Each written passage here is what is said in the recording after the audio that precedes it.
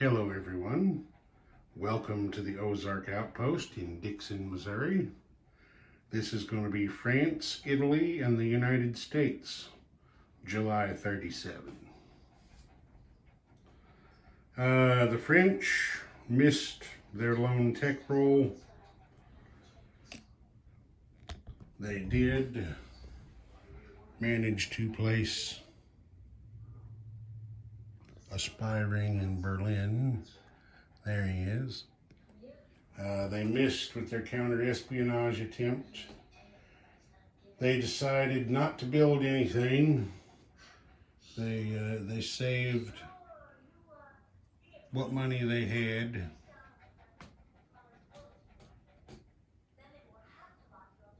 Yeah.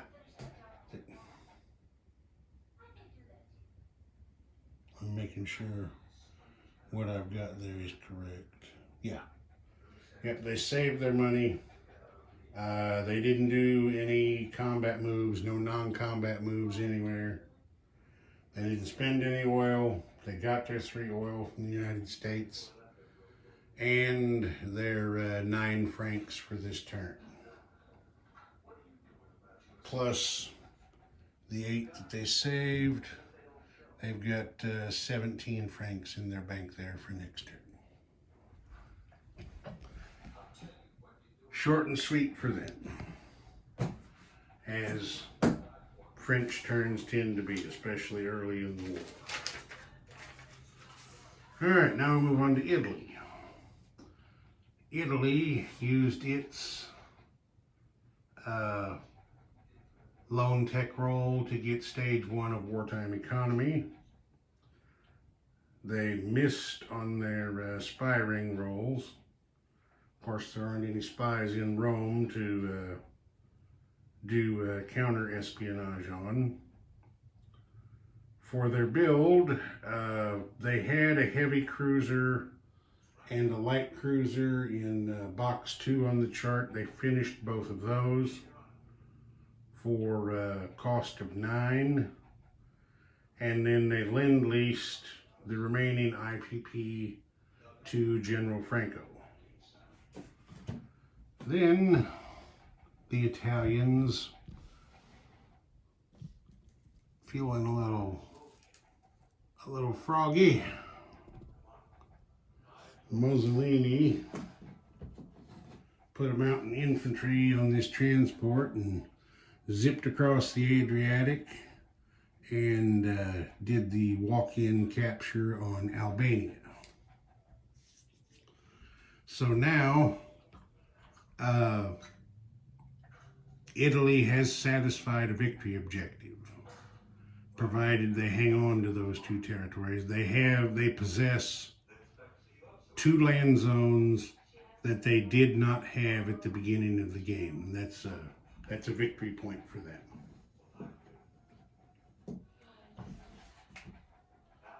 Okay, they sent another volunteer militia to General Franco. They landed it in Andalusia.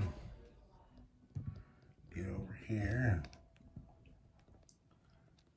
Yeah, they landed it there in Andalusia where the other one had been. Franco spent the 1 IPP to upgrade a volunteer militia that had already been there to regular infantry. So you can see there's 2 regular infantry there and a volunteer militia there. Let's see here. This says Mussolini spent 2 oil. Well, he produced ships. That was 1 oil. And he had naval operations. He used that transport to move the mountain infantry to Albania. So that was where his 2nd oil expenditure came from. So spend 2, collect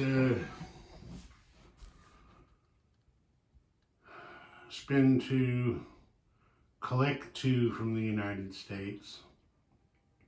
So that one evened out. And then he got his 10 lira for his income. So that's it for Italy. Well, it's kind of tilted down farther. Not much to look at there. Oh well. Okay, now we move on to the United States. Now, the United States, they hit 100% on their tech rolls. They still have 4 major factories. So they got stage 1 of long-range aircraft. They got stage 1 of strategic rockets. Also wartime economy and improved construction. So the U.S. right now is clearly the tech leader on the board. The next closest ones to them are Germany, the Soviets, and the Brits. And those guys each have 3 each, so the United States is doubled their research. The U.S. put spy rings in Berlin and Tokyo. There's the spy in Berlin. There's the spy in Tokyo. They missed with their attempt at counter-espionage. Okay, for their build, they spent 3 to move their heavy water plant to box 2, and then they saved the remaining 4. They started with $7. KMT spent its $6 on 2 cavalry. Then the Generalissimo went down here, as you can see, and decided that Chairman Mao, sitting in Sichuan, was offending him. So he took his guys from Hunan down here, and he took his guys from Shantung here, along with the commander, and went over there and stomped some butt. He took out the Chi-Com defenders. Believe it or not, none of the KMT troops ran away. I was shocked. So they pushed him out of there. The commander got his escape roll, so he went back up to Shenxi. Now this zone isn't worth any money, but it does have the opium. So the Chi-Coms lost that extra IPP, and KMT picked it up for themselves. And it was a little pushback. They took the initiative away from the Chi-Coms, and now we're doing a little bit of what they want to do. Let's see. The United States didn't do any non-combat moves, nor did Chiang Kai-shek. The U.S. spent 0 oil and collected 6. They also produced another unit of uranium, which went into their stockpile there, giving them 3, as you can see. So we'll just, let me widen out a little bit here. We'll just give you a look around at things. There's the production chart.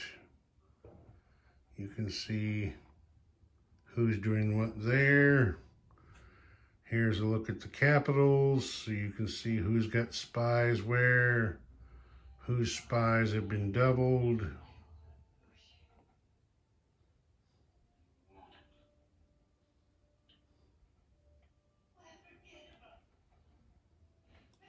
then we'll just, things haven't really changed in the United States. They haven't moved anything around or built too much. They're just stockpiling oil down here. We've already covered the changes in Latin America with the addition of troops from the major powers. There's the situation in Spain. The Republicans are down to just 2 territories there, but they've got a pretty strong force in each one. Have to see what happens. There's the Brits. Not too much going on there. Same with the French.